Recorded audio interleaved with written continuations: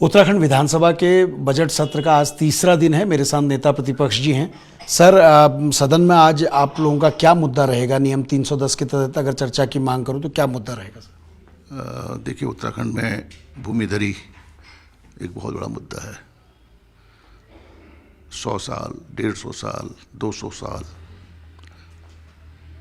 दशकों से उत्तराखंड में विभिन्न जनपदों में वन विभाग की जमीन में, सरकारी भूमियों में उनकी बसासत है और बुनियादी सुविधाएं नहीं मिल पा रही हैं उनको। और सरकार फरमान जारी कर रही है कि और उनका चिन्हीकरण भी कर रही है। उनको अनधिकृत अतिक्रमणकारी बताकर उनको क्षेत्रों से हटा रही है। वे बिंदु खत्ता है, 200 साल की बसासत है। अब बापू ग्राम में 75 साल पहले जो उनकी शिष्या थी मीरा बेन, उन्होंने वहाँ पशुलोक की स्थापना की। पशुपालन को एक रोजगार के लिए एक समिति का उन्होंने गठन किया। वहाँ पर एम्स है, वहाँ IITPL है, वहाँ पर अन्य शैक्षणिक संस्थान हैं और स्कूल हैं, कॉलेजेज बन गए हैं। अब सरकार एक अंतरिम आदेश सुप्रीम कोर्ट का है, उसको आधार बनाकर उनको भी वो खाली कराने का काम कर रहे हैं। जहाँ पर उनसे जाति लोग हैं, बागजाला है, बागजाला हल्द्वानी गोलापार में और उसके समीपवर्ती गांव हैं, उनको भी नोटिस दिए जा रहे हैं। मालधन चौड़ भी इसी तरह का गांव है जो 100 साल पुरानी बसासत है। हरिप्रसाद टंटा जी एक हमारे बहुत समाज सेवी रहे हैं हमारे समाज के। उन्होंने हरिनगर के नाम से कई जनपदों में गांव बनाए, बसाए। आज भी उनको बुनियादी अधिकार नहीं है, उनके नाम पर ज़मीनें आज भी नहीं चढ़ पाई हैं। तो ये तमाम बहुत बड़ा विषय है। इन्हीं मुद्दों को लेकर इस नियम 310 पे हम इस पर चर्चा की मांग करेंगे और हम चाहते हैं कि और मुझे नियम 310 के अंतर्गत और नियम 58 के अंतर्गत भी हमारे कई विषय ऐसे हैं जो आज वर्तमान परिप्रेक्ष्य में बहुत महत्वपूर्ण है। सर, कल अपराध एवं कानून व्यवस्था पे चर्चा हुई। आप लोग संतुष्ट नहीं थे सरकार के आंकड़ों से। सरकार ये कह रही है कि हमने तो हर घटना का अनावरण किया और उनको डाटा भी बताया और वो ज़बरदस्ती विरोध कर रहे थे। अब अनावरण शब्द नया ये निकल के आया है सरकार की जुबान से। कई प्रकरण हैं हर जनपद में, उधम सिंह नगर, हरिद्वार, देहरादून से लेकर नैनीताल से लेकर पूरे प्रदेश में हत्याएं, बलात्कार, डकैती, चोरी की घटनाएं आम हो चुकी हैं।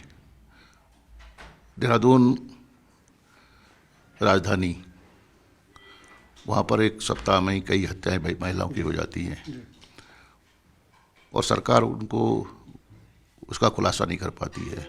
बैंक वहीं पर आपका एक रिलायंस ज्वेलरी शॉप है, वहाँ पर महामहिम राष्ट्रपति के आगमन पर दिन दहाड़े अपराधी बेखौफ होकर वहाँ चोरी कर लेते हैं और उसका आज भी पर्दाफाश नहीं हो पाया। कई मामले हैं। आज उत्तराखंड में महिलाएं हों, पुरुष हों, बुजुर्ग हों, बच्चे असुरक्षित महसूस कर रहे हैं। और देहरादून में एजुकेशन हब है। आज वहाँ देश और दुनिया के बच्चे यहाँ पढ़ने आते हैं, शिक्षा ग्रहण करने आते हैं। शांत और सुरक्षित वातावरण देखने को मिला है पहले, लेकिन आज यहाँ अशांत वातावरण है, डर भय का माहौल है और एक त्रिपुरा के बच्चे की हत्या हो जाती है। आज भी उसका जो हत्यारा है वो खुलेआम घूम रहा है। तो इन विषयों को लेकर हमने कानून व्यवस्था के अंतर्गत हमने सरकार से जवाब मांगा, लेकिन सरकार के पास जवाब ही नहीं है। सरकार आज भी पुलिस प्रशासन की पीठ थपथपा रही है। ये बहुत बड़ा दुर्भाग्य है। सर, एक आखिरी सवाल। कल बद्री केदार मंदिर समिति की बैठक में एक फैसला लिया गया बोर्ड बैठक में कि बद्री केदार में सनातनी ही प्रवेश करेंगे, गैर सनातनी प्रवेश नहीं करेंगे। आप इसको कैसे लेते हैं, इस फैसले को? देखिए, सनातन की परिभाषा क्या है, इसका भी उसकी व्याख्या करें। सभी धर्मों के लोग और जो ईश्वर पर आस्था विश्वास है, जो भगवान को मानते हैं, भगवान तो के अलग अलग नाम हो सकते हैं, लेकिन सबकी आस्था तो ईश्वर पर ही है ना। और इसको अगर वो सनातनी धर्म का एजेंडा मात्र इसलिए कि आने वाले चुनाव में इनके पास कुछ कहने के लिए नहीं है, विकास का एजेंडा नहीं है, रोजगार का एजेंडा नहीं है, पलायन लगातार हो रहा है, ये एजेंडे में शामिल नहीं है। किसानों की आय कैसे बढ़े और आपदा से कैसे राहत मिले, इनके एजेंडे में शामिल ही नहीं। अपने एजेंडे को लेकर ये चाहते हैं, धर्म मजहब के नाम पर समाज को बांटना चाहते हैं। सर, इसमें एक सवाल मेरा और है कि जो केदारनाथ यात्रा है उसमें तो बहुत बड़ी संख्या में जो घोड़े वाले हैं वो गैर हिंदू होते हैं।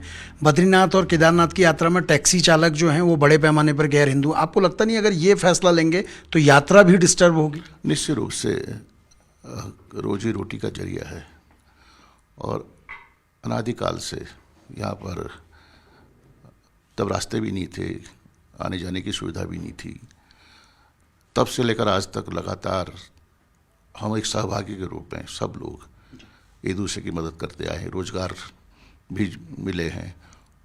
लेकिन अगर इस तरह से